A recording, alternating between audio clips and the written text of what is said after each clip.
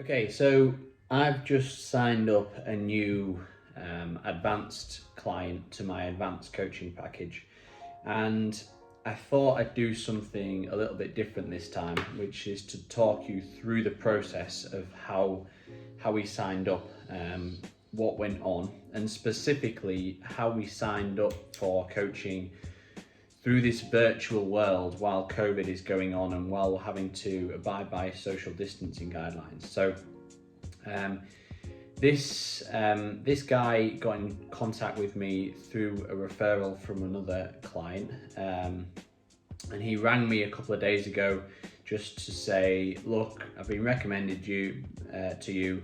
I'd like to sign up to advanced coaching. So we had that initial half an hour informal chat, and then from there I sent him an email that evening with all the startup information, basically all the do's and don'ts, how it's going to roughly work out, how it's going to happen.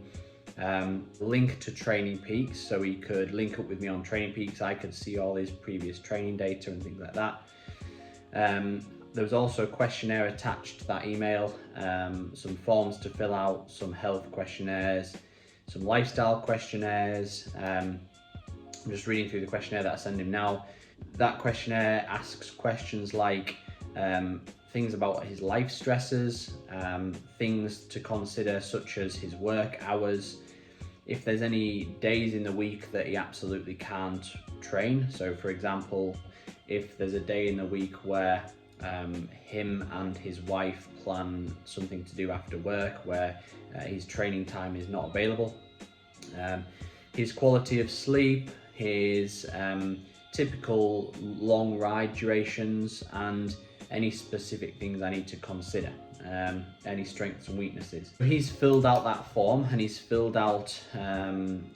linked up with me on Training Peaks and sent all of that information through.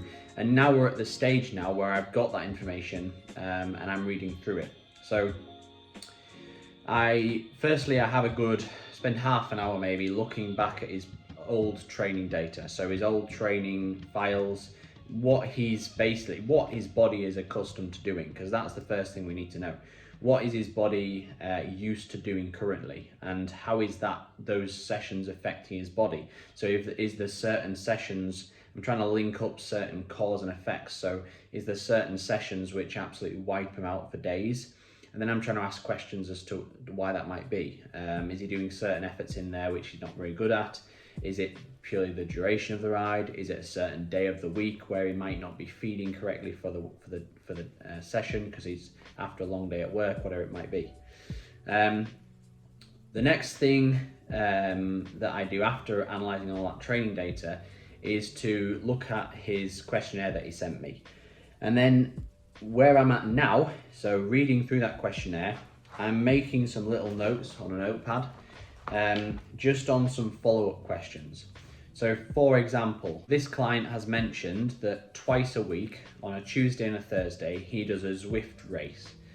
Now, based on his goals and his plan, I'm kind of coming to the conclusion that doing 2 of those races a week, every single week, is not the best protocol. So I'm going to have a conversation with him about taking out one of those races in the week. So one of the follow-up questions will be about that. It'll be, okay, well, if we were to take out one of those 2 days, is there a certain day that you prefer to keep in? For example, the Tuesday race.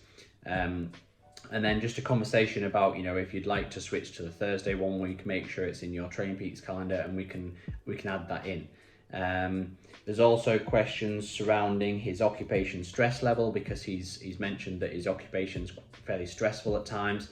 So I'm going to try and come to an understanding of how that might affect his training, what manipulations we might have to do along the way if certain peaks and troughs come in that stress, and how best to formulate the plan to fit around that stressful environment. Probably 80 or 90% of my client base is individuals who are middle-aged. They are in a very stressful environment with work, and they're trying to cram in training around their work, and yeah, it's something that we're constantly having to deal with, and it's not just simply here's a training plan, go and do it.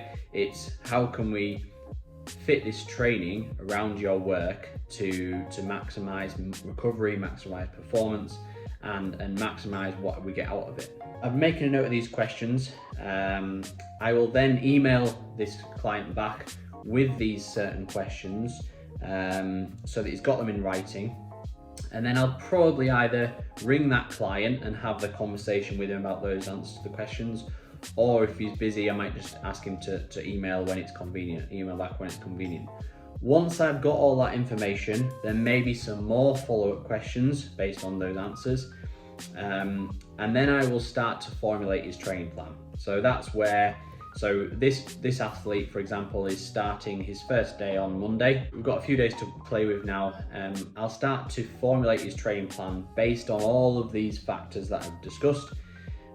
We'll get a plan together, and typically I will start with a bit of caution. So I'll always try and make those first few weeks a little bit easier than we might need to go, because I would always rather see 2 or 3 green weeks where every week is consistent. We're seeing positivity, we're seeing a lot of success, and rather than going in there with something that's clearly way too hard and straight away we're on the back foot there. So starting something with which is okay, and then week by week, as long as the feedback on Training Peaks is good from the athlete, as long as the data is good on Training Peaks, and as long as we're showing all the right signs, then we can start pushing things. We can start pushing a little bit of volume, we can start pushing a little bit of intensity for a few weeks. We might have a deload week in a few weeks to let them reset and then go again.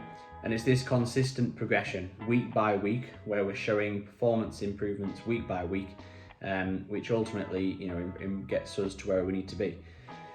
So yeah, I'm just going to finish off these questions while I'm reading through, and then I'll get in touch with the athlete and we'll go from there. But yeah, hopefully that gives you a bit of an insight into my thought processes as we go through these stages of signing up an athlete.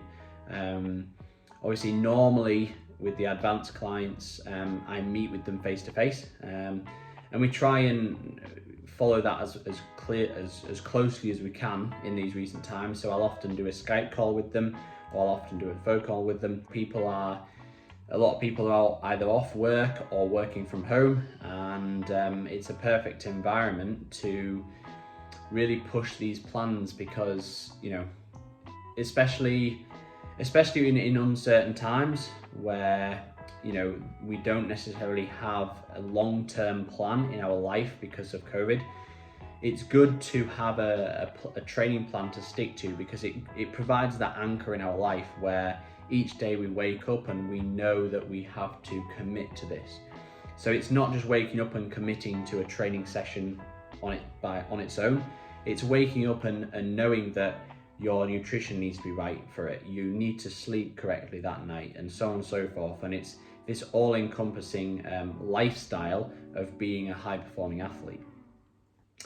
Thank you very much. I hope you enjoyed this insight. See you again.